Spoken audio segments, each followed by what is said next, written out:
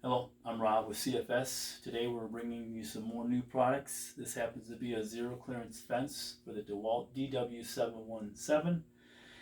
In this video, we're going to show how simple it is to install it. In the other videos that we've had, we've shown if you have any issues with your saw, like if your saw is not perpendicular, we show you how we would recommend you correct that problem. We're just going to show you installing the fence because this saw was pretty square to begin with.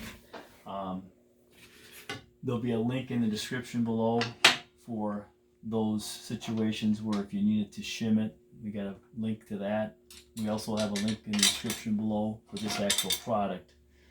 So, and the hardware that's necessary for this kit comes with the kit. The wrench, the Allen wrench necessary to tighten it, comes in that kit too.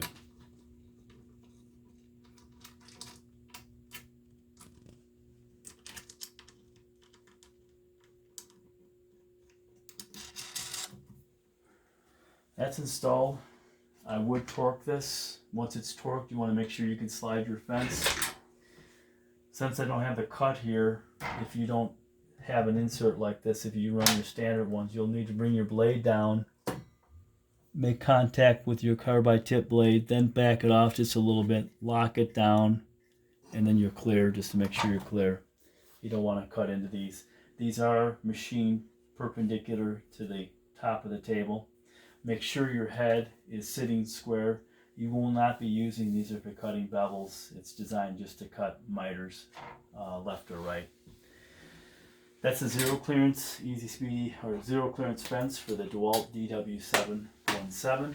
If you guys like our videos, we'd like you to subscribe, share. This is the CFS zero clearance fence. You need the best. Choose CFS.